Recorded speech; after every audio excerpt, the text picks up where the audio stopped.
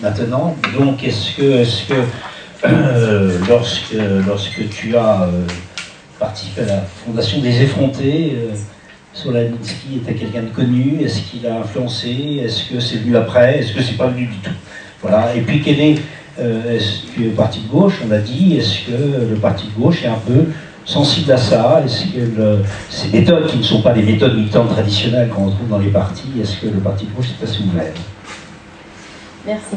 Non, je ne suis pas au parti de gauche, je suis militante au Front de gauche. En général, je ne suis pas encartée. Mais je sais qu'en ce moment, il y a une période un petit peu de bouleversement, de remise en question, après des échecs de stratégie politique, et que par la bifurcation qui a été faite par le choix de créer une plateforme, la 6ème République, qui ne porte pas le logo d'un parti, je pense qu'on est plutôt dans un moment d'ouverture à découvrir des nouvelles méthodes de conscientisation, vu l'orage qui s'avance sur nous dans 2 ans, et qu'il va falloir absolument tout tenter pour essayer de convaincre le plus grand nombre. J'aurais jamais cru un jour voir des militants du PG faire un débat sur le tirage au sort, quoi. Il y a vraiment de la profonde remise en cause en ce moment. Alors, moi j'ai juste évoqué un petit peu mon parcours, parce que justement je le trouve symptomatique. Je suis arrivée en France à 17 ans. Je suis arrivée à la base en tant qu'étudiante, j'étais tout à fait isolée, j'avais pas ma famille ici, donc j'étais à la merci d'être broyée par tous les systèmes d'exploitation, et c'est ce qui est un petit peu arrivé.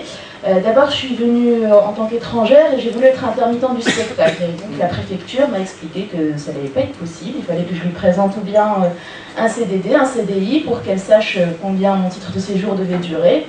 J'ai jamais pu, c'est pour ça que je suis toujours sans papier d'ailleurs.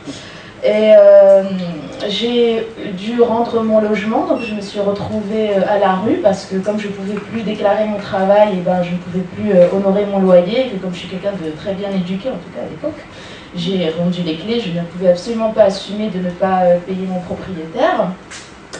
Et il y a même eu une anecdote pour vous illustrer quand même comment on peut s'enfermer dans un système d'exploitation.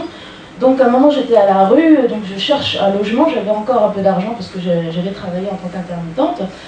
Et je ne trouve pas, je fais 20 visites, il y avait toujours des personnes qui venaient avec papa-maman, qui avaient des super contrats de travail, et donc j'étais tout le temps recalée.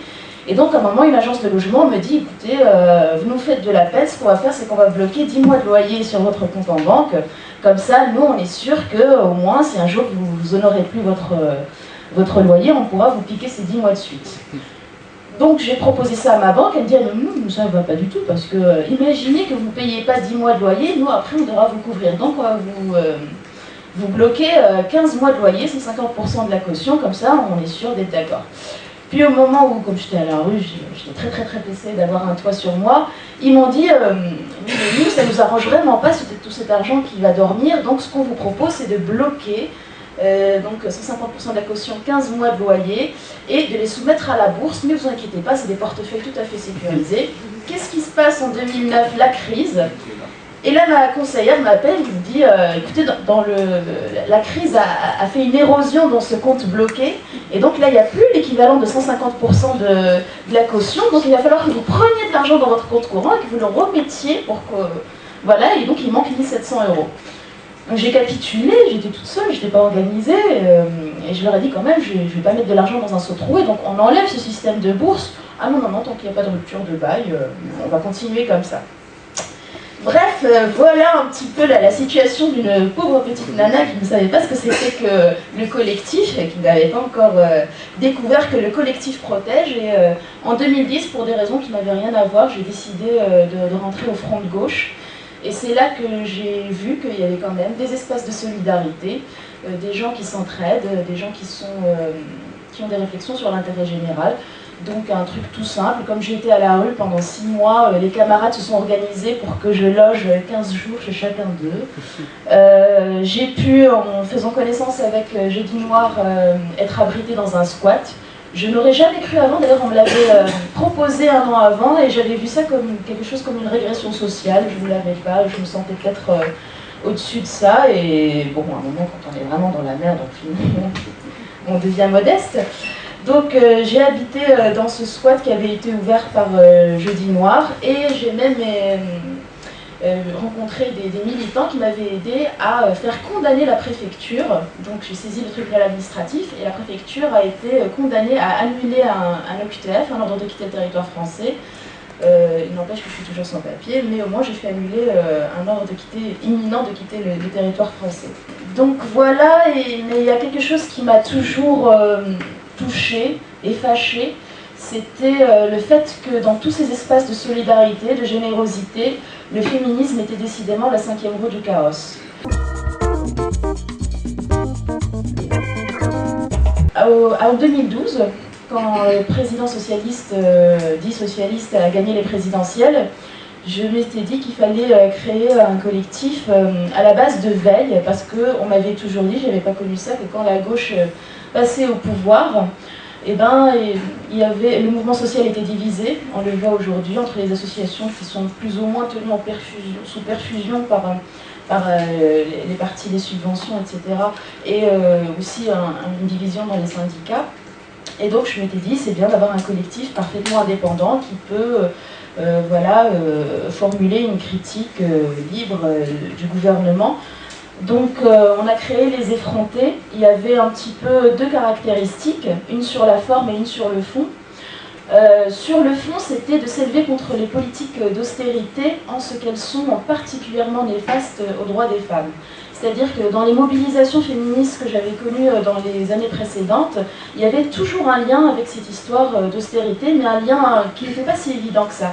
C'est-à-dire que quand on se battait contre la fermeture des centres IVG, eh ben, il fallait quand même être un peu politisé pour se dire que c'est à cause de politiques plus larges de restructuration de l'hôpital public pour qu'il soit plus rentable qu'on a commencé à fermer des petites structures de proximité et que donc on est arrivé à la fermeture de 180 centres d'IVG en 10 ans.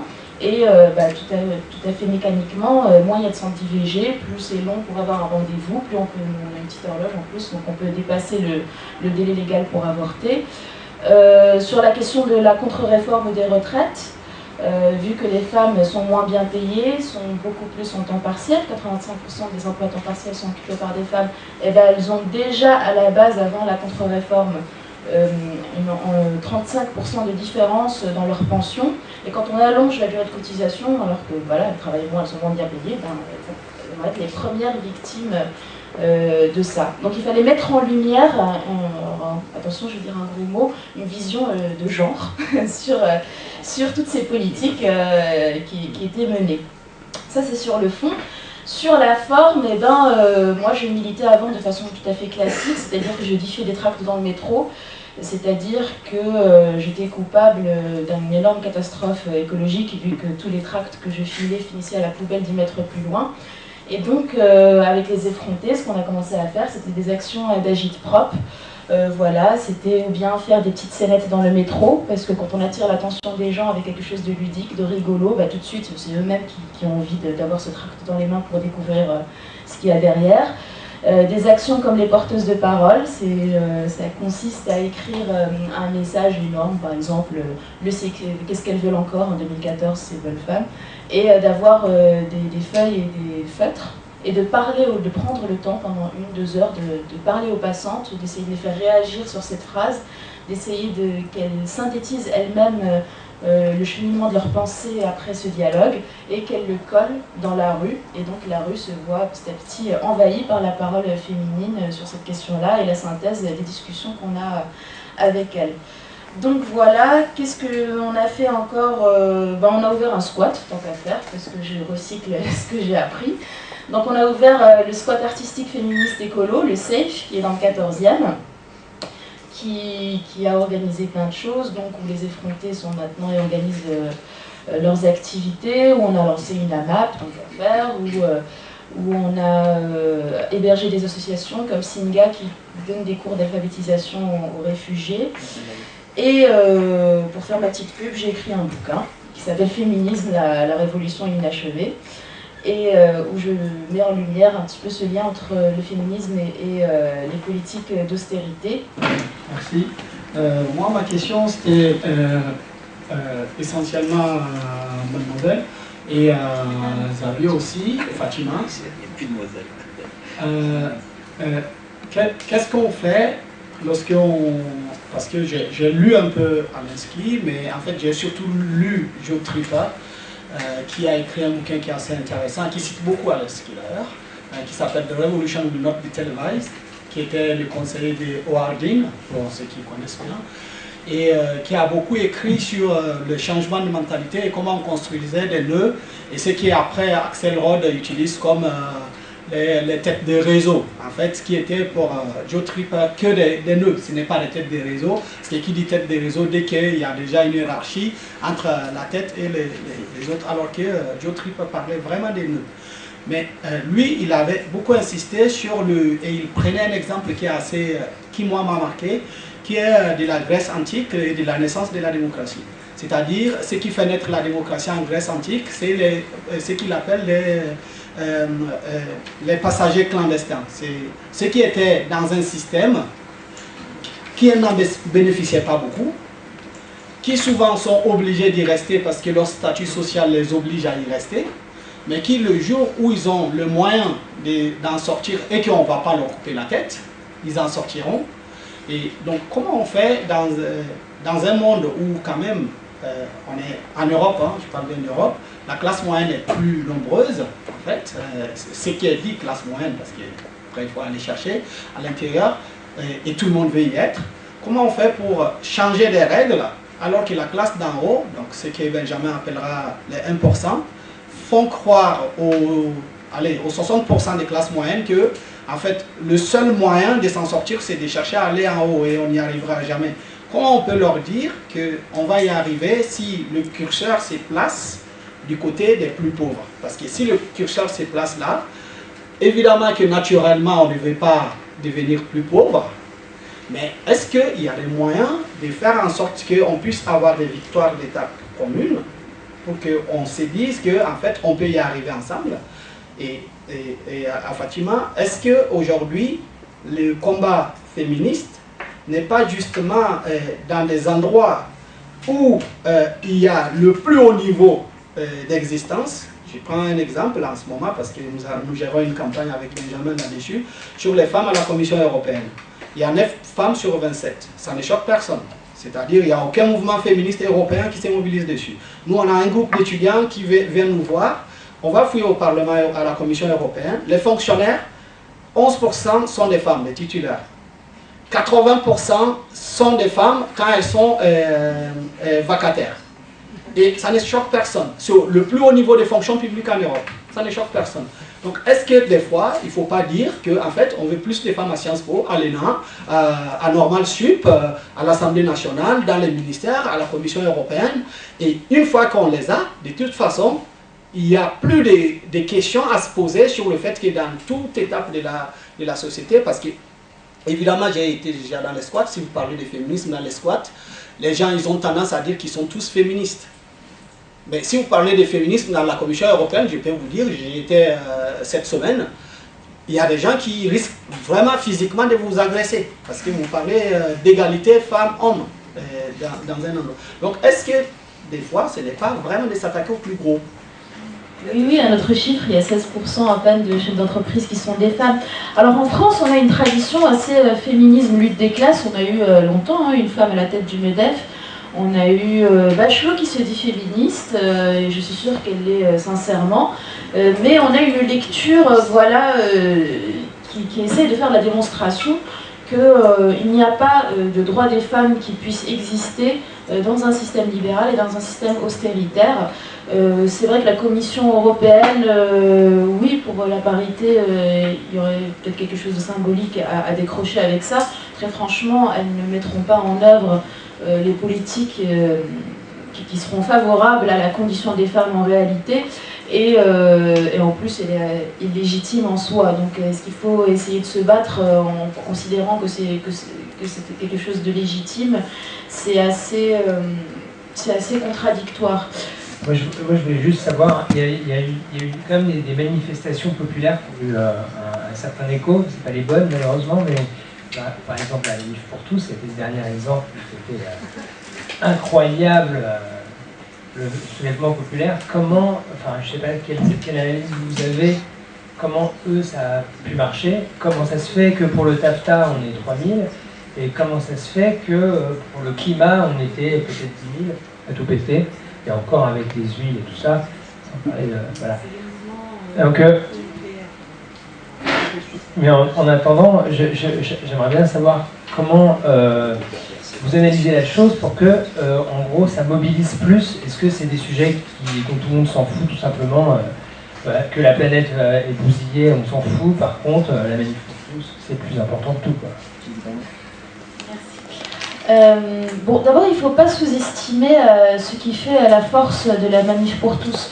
C'est que très souvent, on oublie la profondeur et l'importance de la structure patriarcale dans notre pays. Et oui, beaucoup de gens sont extrêmement perturbés par le fait qu'on remette en cause la domination masculine, par le fait, alors on a eu un énorme mouvement juste parce qu'on allait enseigner l'égalité à l'école, et je pense que cela doit nous renseigner qu'en fait, la lutte féministe, elle a pu faire quelques pas, et donc on a gagné des droits fondamentaux pour les femmes, la citoyenneté, le droit à l'avortement, qui est un plus grand pas pour l'humanité que celui sur la Lune, hein, où on ne se rend pas compte ce que c'est que ne plus avoir l'épée de Damoclès d'une grossesse non désirée, mais que tout ça n'a pas encore convaincu les gens. C'est que très franchement, si on va faire un sondage dans la rue, qu'est-ce que vous pensez du féminisme, ce serait « oh mon Dieu, ça finit par réisme, c'est une horreur, c'est totalitaire ».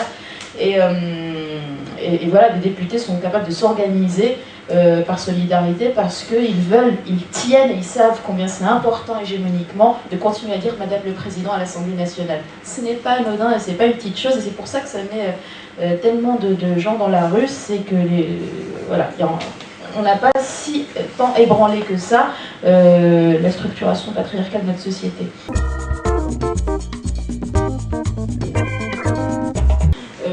Il y a parfois ce sentiment de coup d'épée dans l'eau. Ok, on est très content quand on a fait une action militante, quand on a ouvert un squat, ce sont des moments de lutte, voilà. Mais devant nous, le système est tellement fort, tellement organisé, les dominants ont tellement les clés en main qu'on se dit, est-ce que c'est si efficace que ça? Donc moi, je me suis saisie du mouvement 6ème République un peu à ma manière. C'est que dans le 14e, on s'est lancé avec quelques-uns à faire des porte-à-porte sans étiquette politique, avec juste des impressions de papier de ce qui se passe en Espagne, de ce qui se passe en Grèce, et de se présenter aux gens dans ces porte-à-porte juste en tant que citoyennes et citoyens. C'est-à-dire que je ne me présente ni en tant qu'effrontée, ni en tant que personne du front de gauche, juste effectivement pour essayer de voir où est le défaut de communication entre nous. Voilà, peut-être que j'avais fait un petit bout d'Alinsky sans le savoir. Sans le savoir, et je suis d'autant plus donc intéressée par ce nouveau mode de conscientisation. Merci Fatima.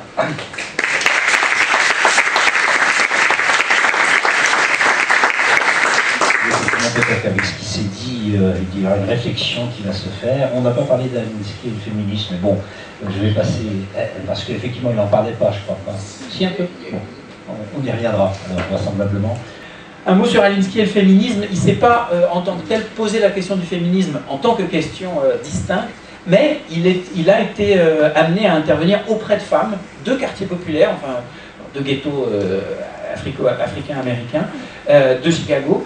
Et les femmes ont fait émerger, puisqu'encore une fois, c'est jamais lui qui a porté le problème, ou la revendication, ont fait émerger une problématique qui était que les mômes étaient livrés à eux-mêmes, puisqu'il n'y avait absolument rien pour eux dans la rue, et livrés à eux-mêmes, oisifs, tombaient assez rapidement dans les mains des dealers, qui eux trouvaient à les occuper, pour faire le guet, pour faire tout un tas de trucs, transporter de la drogue à 5 ans, enfin, et bien sûr, quand ces femmes demandaient à la municipalité des moyens pour occuper les enfants, pour les aider aussi à se libérer de cette tâche éminemment genrée qu'il leur revenait de s'occuper des enfants, eh bien, on les envoyait balader parce que ce sont des non-électeurs ou des non... enfin, des gens en tout cas qu'on méprisait, qu'on reléguait dans ces quartiers abandonnés. Eh bien, avec Alinsky, elles se sont dit, bon, notre exigence, notre urgence, c'est de faire un parc à jeux, parce que si nos enfants sont fixés là, on peut les surveiller, les dealers ne les recrutent pas, on va l'obtenir. Elles l'avaient déjà demandé, bien sûr, à la mairie, en vain. Eh bien, elles se sont mises à bloquer le périph' tous les jours. Tous les jours. 100 femmes, 200 femmes à bloquer le périph' de Chicago, enfin, je ne sais plus comment ça s'appelle, le truc autour.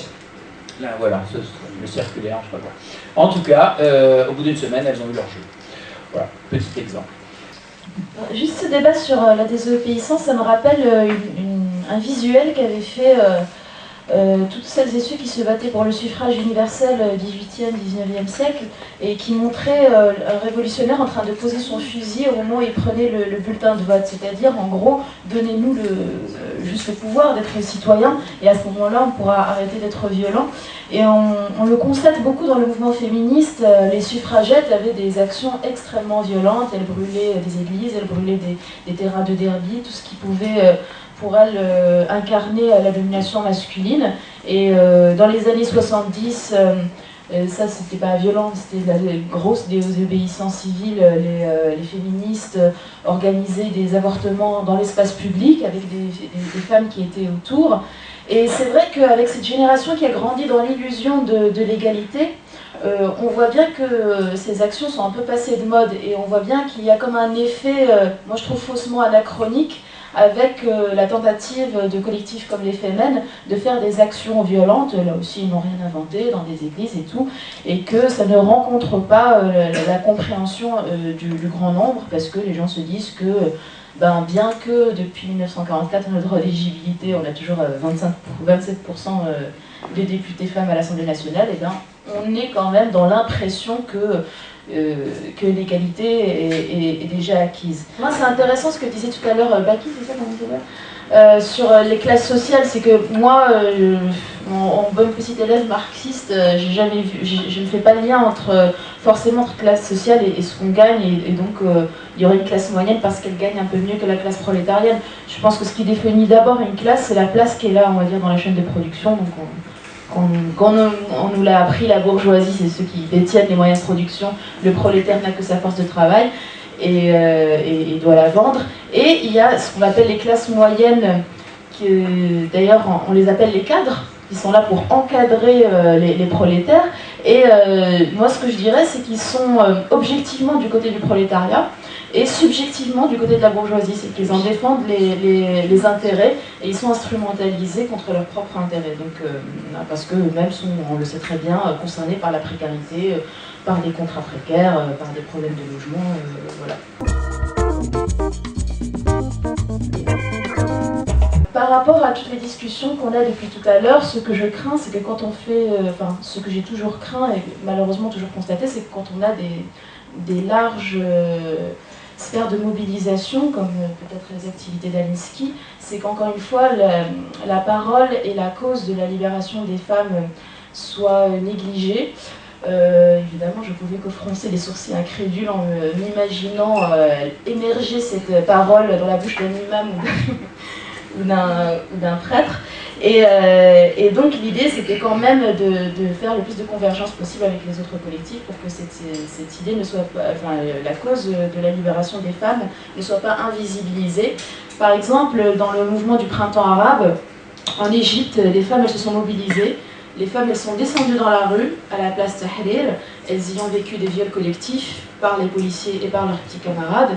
Elles y ont subi des tests de virginité par la police.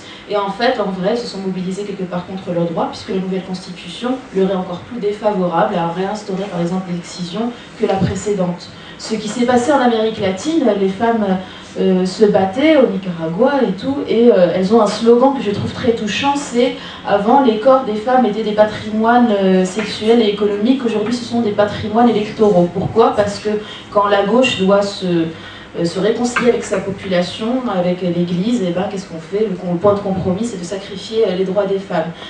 Donc pour moi, c'est ça les enjeux qu'il faut essayer d'analyser ensemble. C'est vrai qu'il y a une caractéristique dans ce mouvement de libération, c'est que autant les classes sociales, les communautés de fait sont ensemble, et donc à un moment peuvent réfléchir à leurs conditions, comment elles en sont arrivées là, pourquoi il y a une lutte commune à l'intérêt général de certaines catégories de personnes.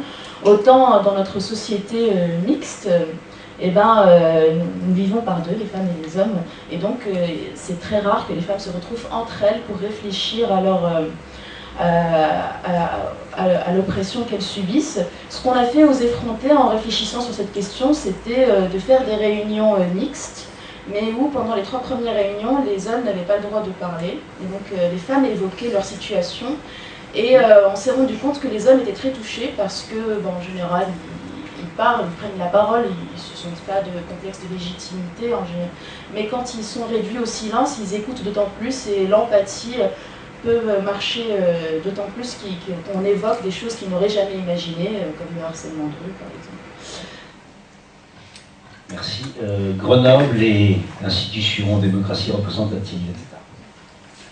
Et un petit mot sur le féminisme. On a, avec les désobéissants, essayé aussi à plusieurs reprises de réfléchir à la question féministe dans le rapport à la désobéissance civile, puisque c'est le nôtre, et notamment sur la sollicitation de mouvements féministes en France, en Belgique. Et ça nous conduit à, comme le mouvement féministe en général, à des difficultés, puisque nous avons pu être sollicités par les Femmes, et nous avons travaillé un petit peu avec les Femmes, par des mouvements plus d'origine chrétienne, de gauche, et en Belgique, et comme vie féminine assez aux côtés des femmes précaires, etc., enfin, avec une vraie dimension sociale dans le combat féministe, et puis aussi avec Maman Toutes Égales, qui est un collectif de femmes voilées qui sont victimes, comme beaucoup de femmes voilées, de discrimination à la porte des administrations et qui voulaient se battre pour le droit des femmes à ne pas être emmerdées quand elles choisissent de porter le voile. Et ça, évidemment, c'est compliqué, ces questions-là, donc je passe vite. Mais je vous renvoie à désobéir. Moi j'ai un kéfier là, mais je ne l'ai pas mis sur la tête en effet. Donc on a écrit Désobéir au sexisme dans notre petite collection que Denis avait mentionnée, petite collection qui vise à collecter justement les pratiques de résistance originale dans les différents champs de lutte. Désobéir pour le service public, pour l'école, justement au sexisme, et de les mettre à disposition, de les faire circuler pour que plus de gens puissent répondre à la question que fait-on ? C'est très mystérieux la prise de conscience, quand même. Moi, je me souviens que j'ai été très très longtemps réactionnaire, hein. J'ai été élevée au Maroc, et je me souviens juste maintenant que mon esprit s'est ouvert, que quand j'avais peut-être 8 ans, j'avais appris que mon prof de musique était homosexuel. Et par pur hasard, ce jour-là, c'est mon père qui venait me chercher. Mon père était quelqu'un de très discret, il voulait surtout pas faire de polémique au Maroc. Mais comme il était en tête-à-tête avec moi dans la voiture et que j'avais aucun avis là-dessus, il m'a dit, tu sais Fatima, l'homosexualité c'est normal.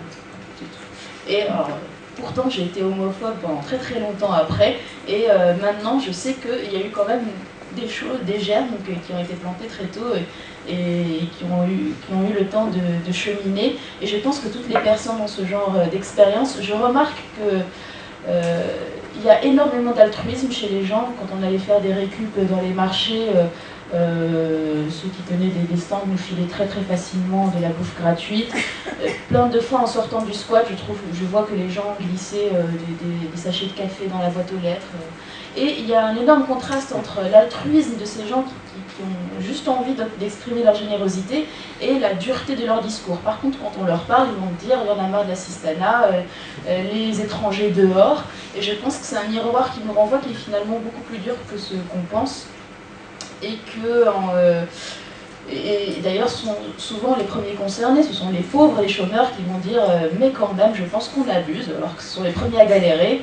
L'état de colonisation phallocrate chez les femmes est parfaitement horrible. Chaque fois que j'essaie de leur faire parler de leurs conditions, elles vont être en empathie directe avec la condition des hommes qui subissent de plus en plus de misandrie, paraît-il, et de discrimination, qui ne peuvent plus draguer tranquillement dans la rue.